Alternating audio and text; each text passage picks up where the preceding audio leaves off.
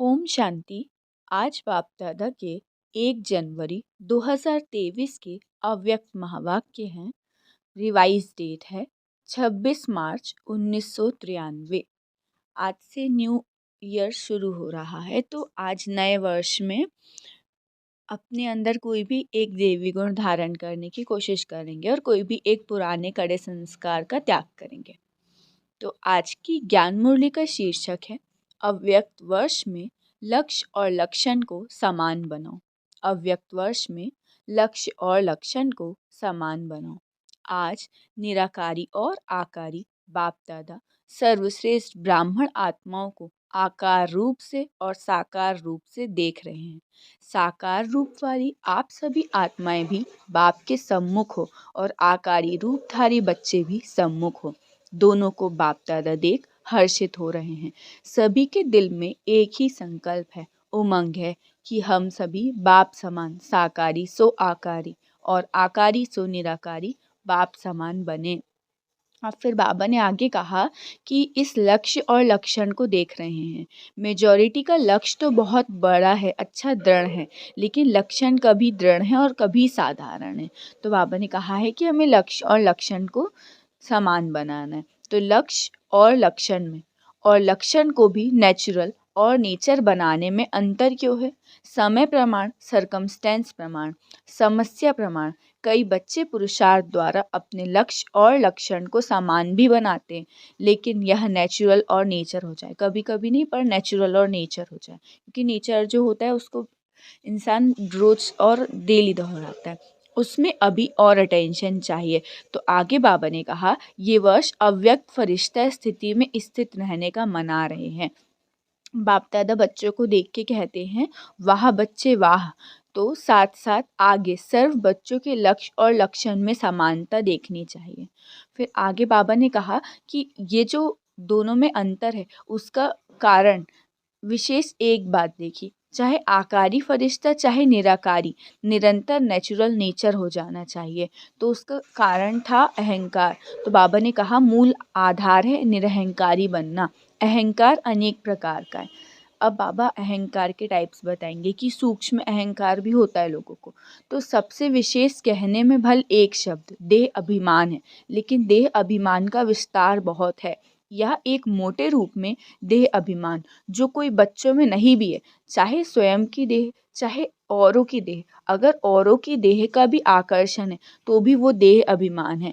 कई बच्चे इस मोटे रूप में तो पास हैं, क्योंकि वो समझ जाते हैं कि भाई हमें आकर्षित नहीं होना है। मोटे रूप से देह के आकार में लगाव व अभिमान नहीं है, परंतु इसके साथ साथ देह के संबंध से, अपने किसी विशेष संस्कार से, बुद्धि से, गुण से, तो कोई कलाएं विशेष है, कोई शक्ति विशेष है, तो उसका अभिमान या फिर नशा या रोग आ जाता है। तो इसको भी सूक्ष्म देह अभिमान कहा जाता है। तो अगर इन सूक्ष्म अभिमान में से कोई अभिमान है तो आकारी फरिश्ता नेचुरल निरंतर बन सकते, ना निराकारी बन सकते, क्योंकि आकारी फरिश्ते में भी देहभान नहीं रहता। फिर बाबा ने आगे कहा कोई भी सूक्ष्म अभिमान अंश रूप में भी रहा हुआ तो नहीं है, जो समय प्रमाण कहाँ सेवा प्रमाण मर्ज हो जाता है, क्योंकि अंश मात्र भी समय पर धोखा देने वाला है। तो ये इस वर्ष में जो लक्ष्य रखा तो यही चाहते हैं कि लक्ष्य संपन्न होना है। चलते चलते कोई विशेष स्थूल रूप में उस दिन उस समय भूल नहीं करना, लेकिन अनुभव करना। मोटे रूप से तो चेक कर लेते हैं, उसमें समझते कि कोई गलती नहीं हुई, लेकिन सूक्ष्म अभिमान के स्वरूप का अंश सूक्ष्म में प्रकट हो जाता है। फिर आगे कहा जैसे कभी कभी दिल नहीं होती कि सदा एक ही दिनचर्या में चलना है, चेंज तो चाहिए ना, ना चाहते भी स्थिति आ जाती है। जब निरहंकारी बन जाएंगे तो आकारी और निराकारी स्थिति से नीचे आने की दिल नहीं होगी। फिर आगे बाबा ने कहा जो अनादि ओरिजिनल स्वरूप है तो निराकारी है, शरीरधारी नहीं। अहंकार के आने का दरवाज़ा एक ही शब्द और वो शब्द है मैं। तो जब भी मैं शब्द अपने बुद्धि में आए तो सामने लाओ कि मैं कौन, मैं आत्मा हूँ और मेरा कौन, भगवान। मैं सोचा और निराकारी स्वरूप स्मृति में आ जाए। मैंने ये कहा, मैं ये करूँगी, यह सोचती हूँ, तो अनेक बार मैं शब्द यूज़ करते हो तो सहज विधि है। सिर्फ ये युक्ति निरहंकारी बनाने का सहज साधन अपनाकर देखो। निराकारी बन, आकारी फरिश्ता बन कार्य किया और फिर निराकारी कर्म संबंध के स्वरूप से संबंध में आओ। संबंध को बंधन में नहीं लाओ, देह अभिमान में आना अर्थात कर्म बंधन में आना। महानता की निशानी है निर्माणता। जितना निर्माण उतना सबके दिल में महान स्वतः ही बनेंगे। निर्माणता निरहंकारी सहज बनाती है।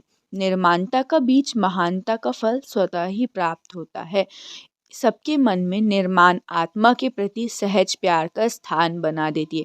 तो वृत्ति में भी निर्माणता, दृष्टि में भी, वाणी में भी और संबंध संपर्क में भी। ऐसे नहीं कि मेरी वृत्ति नहीं थी लेकिन बोल निकल गया। तो जो वृत्ति होगी वो दृष्टि होगी और जो दृष्टि होगी वही वाणी होगी, जो वाणी होगी वही संबंध संपर्क में आएगा। चारों ही चाहिए, तीन में है एक में नहीं तो भी अहंकार आने की मार्जिन है। इसको कहा जाता है फरिश्ता, जिसमें कोई भी मार्जिन ना हो। तो आगे सेवा के नए नए प्लान्स बनाओ। कुछ बनाया है और कुछ बनाएंगे। तो आगे बाबा ने बताया है कि अपने पूरे वर्ष को कैसे यूज़ करना है। छोटे प्रोग्राम भी करेंगे ये सोचते, लेकिन वर्तमान समय के गति प्रमाण अभी सेवा की गति फास्ट चाहिए। वाणी द्वारा भल करो, लेकिन ऐसी भी प्लानिंग करो कि वाणी के साथ साथ वाइब्रेशन की ऐसी विधि बनाओ जो वाणी और वाइब्रेशन डबल काम करे। वाइब्रेशन बहुत काल रहता है। वाणी से सुना हुआ कभी कभी कईयों में भूल जाता है, लेकिन वाइब्रेशन की छाप ज़्यादा समय तक चलती है। तो जैसे आप लोग जीवन में अनुभवी हो कि कोई उल्टा वाइब्रेशन अगर आपके मन या बुद्धि में बैठ जाता है तो कितना समय चलता है, वाइब्रेशन अंदर बैठ जाता है ना। बोल उसी समय भूल जाते हैं, पर वाइब्रेशन रह जाता है। तो व्यक्ति के व्यवहार में आते, चाहे उल्टा हो चाहे सुलटा, लेकिन वाइब्रेशन मुश्किल से ही मिटता है।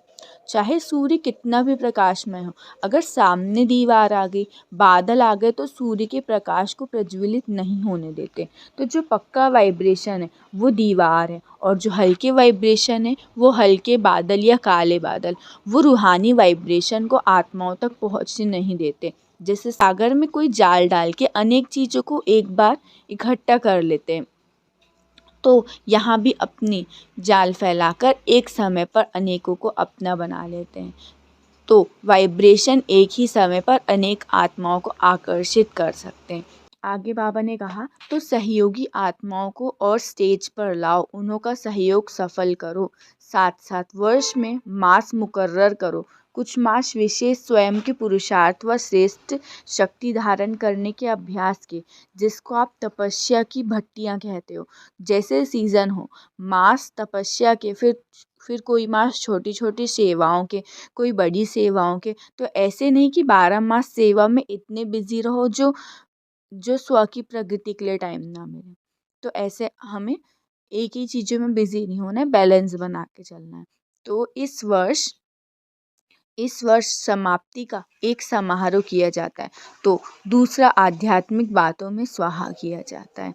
एक बात विशेष मन बुद्धि से स्वाहा करो, वाणी से नहीं, सिर्फ पढ़ लिया वो नहीं, मन बुद्धि से स्वाहा करो। फिर देखो स्व और सेवा में तीव्र गति कैसे होती है। तो वृत्ति द्वारा रूहानी वाइब्रेशन फैलाने हैं। वृत्ति है रॉकेट, और जहाँ बैठे बैठे जहाँ भी चाहो जितना भी पावरफुल परिवर्तन करना चाहो वो कर सकते हो। समझदार उसको कहा जाता है जिसको समझना भी आता हो और मिटाना भी आता हो और परिवर्तन करना भी आता हो। तो कोई भी बात रॉन्ग हो या राइट हो, उसको समझो और फिर मिटाओ। इस वर्ष में मन और बुद्धि को बिल्कुल व्यर्थ से फ्री करो, यही फास्ट गति को धारण करने में ले आती है। इसीलिए ये समाप्ति समारोह करो। किस चीज़ की? व्यर्थ की समाप्ति करना है। तो समझा क्या स्वाहा करना है? व्यर्थ वृत्ति, व्यर्थ वाइब्रेशन स्वाहा। फिर देखो नेचुरल योगी और नेचर में फरिश्ता बने हुए हैं। इस अनुभव पर रिट्रीट करो, वर्कशॉप करो। कैसे होगा? नहीं ऐसे होगा। अच्छा, अब बाप दादा की याद प्यार सुन लेते हैं। सदा स्वयं को बार बार ओरिजिनल स्वरूप मैं निराकारी हूँ ऐसे निश्चय और नशे में उड़ने वाले, सदा निर्माणता द्वारा महानता की प्राप्ति के अनुभवी आत्माएं।